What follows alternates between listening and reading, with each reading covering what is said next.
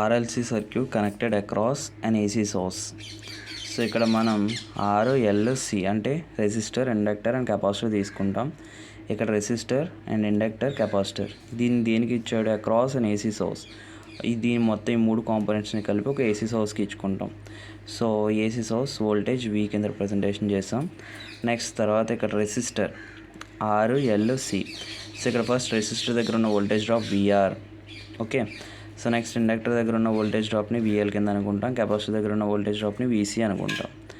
Next ఇక్కడ current చూసుకుంటే resistor దగ్గర రెండు కరెంట్ అండ్ వోల్టేజ్ ఈ రెండు కూడా ఇన్ ఫేస్లో ఉంటాయి. నెక్స్ట్ అలాగే ఇక్కడ చూసుకుంటే వోల్టేజ్ అనేది 90 degrees లీడింగ్లో ఉంటుంది ఇండక్టర్ దగ్గర. సో నెక్స్ట్ కెపాసిటర్ దగ్గర వోల్టేజ్ వచ్చేటప్పటికి లాగింగ్లో ఉంటుంది. ఓకేనా, సో దీన్ని బట్టి మనం వోల్టేజ్ డయాగ్రామ్ కూడా డ్రా చేసుకోవడం జరుగుతుంది. సో వోల్టేజ్ డయాగ్రామ్ చూసుకున్నట్టయితే ఫస్ట్ మనకి కరెంట్ వోల్టేజ్ రెసిస్టర్లో ఎలా ఉంటుంది, రెండు సేమ్ వేస్ కదా. సో ఇది సేమ్ వేస్, సో ఇది VR. నెక్స్ట్ తర్వాత ఇండక్టర్ ఎలా ఉంటుంది, 90 degrees లీడింగ్. సో ఈ పార్ట్ని మనం VL కింద రిప్రజెంటేషన్ చేసుకుంటాం, voltage drop across inductor. And next capacitor వచ్చి లాగింగ్. సో దీన్ని VC, capacitor voltage drop VC కింద రిప్రజెంటేషన్ చేసుకుంటాం. సో ఇప్పుడు దీనికి పార్ట్స్కి నేమ్ పెట్టుకుంటాం. ఇది A, ఇది B, ఇది C. సో నెక్స్ట్ ఏం చేసామంటే ఇక్కడ అట్ సమ్ పాయింట్ దీంట్లో అట్ సమ్ పాయింట్ దగ్గర పెట్టుకుని సో ఇక్కడ నుంచి ఇక్కడికి ఒక లైన్ డ్రా చేస్తాం. ఓకేనా, దీన్ని వోల్టేజ్ అప్లైడ్ వోల్టేజ్ V కింద తీసుకుంటాం. ఓకేనా, సో ఇక్కడ ఒక ట్రయాంగిల్ ఏర్పడింది కాబట్టి సో దీనికి నేమ్స్ ఇచ్చుకున్నాం, OAD అని నేమ్స్ ఇచ్చుకున్నాం. ఓకేనా, సో ఇక్కడ OAD అని నేమ్స్ ఇచ్చుకున్నాం. ఈ పార్ట్ ఎంత అనేది ఎలా తెలుస్తుందంటే, ఈ AD పార్ట్ అనేది ఎంత వోల్టేజ్ అనేది ఎలా తెలుస్తుందంటే, ఇక్కడ ఇండక్టర్ వోల్టేజ్ డ్రాప్ని నెక్స్ట్ అలాగే కెపాసిటర్ వోల్టేజ్ డ్రాప్ని తీసేస్తే మనకి ఈ వోల్టేజ్ డ్రాప్ అనేది వస్తుంది AD. సో అందుకని VL - VC కింద రాసుకుంటాం.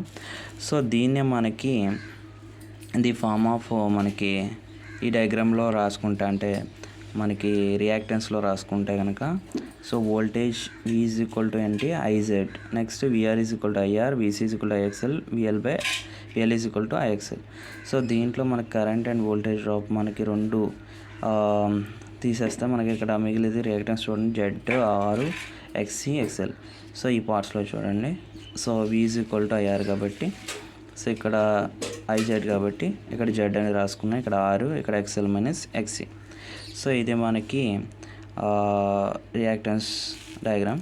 సో నెక్స్ట్ తర్వాత ఎస్యూమ్ VL > VC అంటే VL వోల్టేజ్ డ్రాప్ అనేది ఎక్కువ ఉంది అండ్ ఇండక్టర్ వోల్టేజ్ డ్రాప్ అనేది ఎక్కువ ఉంది, VC అనేది తక్కువ ఉంది. సో ఇక్కడ నెట్ రియాక్టెన్స్ డ్రాప్ కూడా మనం ఎలా కడతామంటే నెట్ రియాక్టెన్స్ డ్రాప్ = సో మనకి ఇది ఎలా తెలుస్తుందని చెప్పాం, AB. సో ఇది ఎలా వస్తుంది, AB - AC. ఓకే, ఇలా చేస్తేనే మనకి VL - VC వస్తుంది, అంటే ఈ VAD వాల్యూ వస్తుంది. సో అప్పుడు ఎలా కడుతున్నాం, AB - AC = VL - VC. So ఏమొస్తుంది మనకి, AD అనేది వస్తుంది. So from the voltage diagram applying Pythagoras theorem, ఈ వోల్టేజ్ డయాగ్రామ్ ప్రకారం మనం పైథాగరస్ థియరం అప్లై చేద్దాం. అంటే ఎలా వస్తుంది, ఇది ABC అనుకుంటే AB² + AD², అది AD² +. సో ఇలా ఫామ్లో ఉంటుంది కదా, మనం దాని ప్రకారం చూడండి. సో ఇక్కడ మనకి OD² అంటే OD² = OA² + AD², అది ఫార్ములా. OD² = OA² + AD², ఇది పైథాగరస్ ఫార్ములా. సో ఇక్కడ ఇది స్క్వేర్ కదా, ఇది వెళ్తే రూట్ అవుతుంది, అందుకని OD = √OA² + AD². Next OD అంటే మనకి ఇక్కడ రిప్రజెంటేషన్ ఏంటి, OD side as V. So that V = √OA² అంటే VR² + నెక్స్ట్ AD² అంటే ఏముంది, VL - VC. So that VL - VC ² next ఇక్కడ VR అంటే ఏంటి, VR = IR. So that formula ప్రకారం మన VR = అంటే ఏంటి, VR ప్లస్లో IR రాసుకుంటాం ² ప్లస్ VL అంటే IXL, VC అంటే IXC. So that IXL - IXC ² so ఇక్కడ మనకి V = ఇక్కడ ఏం చేస్తున్నారంటే I అనేది కామన్ తీస్తే I² of R + R² + I X L minus X C whole square అవుతుంది. అప్పుడు కరెంట్ బయట తీసుకొస్తే స్క్వేర్ రూట్ క్యాన్సిల్ అయ్యి ఒకటే వస్తుంది. సో అప్పుడు I into root of R square plus X L minus X C whole square. So next తర్వాత I is equal to I ఇక్కడ ఉంచేసి దీన్ని ఇటు పంపిస్తే ఏమవుతుంది, ఐ తర్వాత ఇదంతా మల్టిప్లికేషన్ అవుతుంది కదా, ఇంటూ ఇది వెళ్తే డివైడ్ అవుతుంది. So that I is equal to ఏమవుతుంది, V by root of R square plus X L minus X C whole square అవుతుంది. ఇది మొత్తం కూడా ఇంపిడెన్స్ జెడ్ అనుకుంటే ఇది ఏమవుతుంది, I is equal to V by Z. So మనకి వోల్టేజ్ కావాలి కాబట్టి therefore V is equal to I Z. ఓకేనా.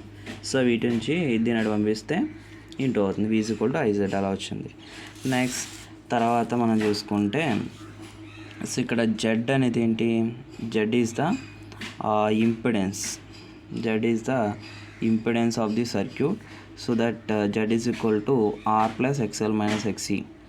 ఓకే. సో ఇది formula. Squaring on both sides, squaring on both sides చేస్తే Z square is equal to R square plus X L minus X C whole square అవుతుంది.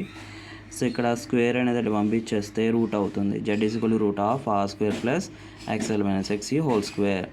ఇక్కడ మనకి net reactance X C is equal to ఏంటి, X L minus X C. So that దీని ప్లేస్లో మనం X రాసుకోవచ్చు. అప్పుడు ఏమవుతుంది, Z is equal to root of R square plus X square అవుతుంది.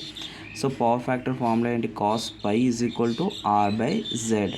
సో ఇక్కడ జెడ్ అంటే మనకి ఏమొచ్చింది, ఇది తీసుకోండి కిందది కాదు. సో అప్పుడు Z is equal to root of are by root of R square plus X L minus X C whole square అవుతుంది. పవర్ ఎంత కన్స్యూమ్ అయ్యింది అంత వస్తుంది, power consumed is equal to P is equal to V I cos phi. So ఇది is the formula. Next ఇక్కడ 3 cases ఉంటాయి మొత్తం.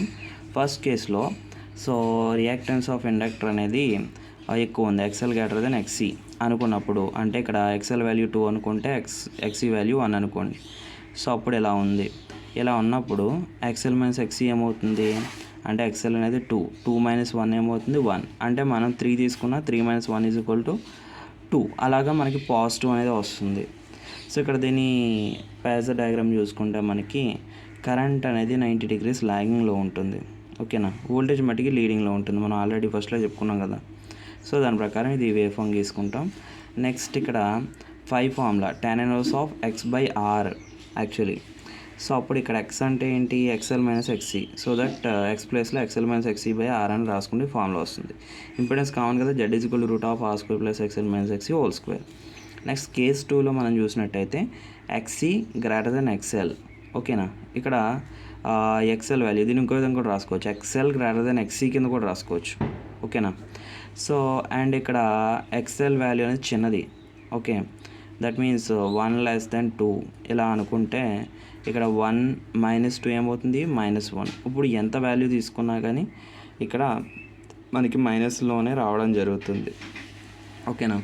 So అప్పుడు X L minus X is equal to minus నెగిటివ్లో వస్తుంది. నెక్స్ట్ తర్వాత ఇక్కడ పేజర్ డయాగ్రామ్ చూసుకుంటే ఇది 90 degrees లీడింగ్లో ఉంటుంది, నెగిటివ్ పేజర్ కాబట్టి ఇలా కరెంట్ అనేది ఇలా రిప్రజెంటేషన్ చేస్తున్నాం లాగింగ్ కాబట్టి.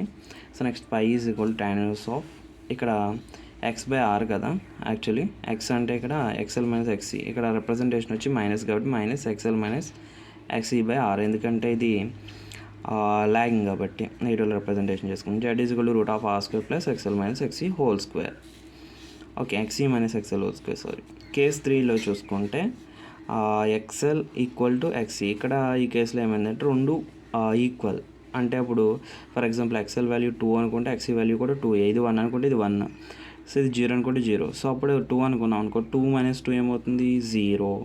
So that pi is equal to మన ఫార్ములా ఏంటి, tan inverse of X by r. X value ఎంత వస్తుంది, ఎక్స్ఎల్ మైనస్ ఎక్సీ 0 కదా, 0 బై ఎనీథింగ్ 0 కాబట్టి phi is equal to 0 degrees.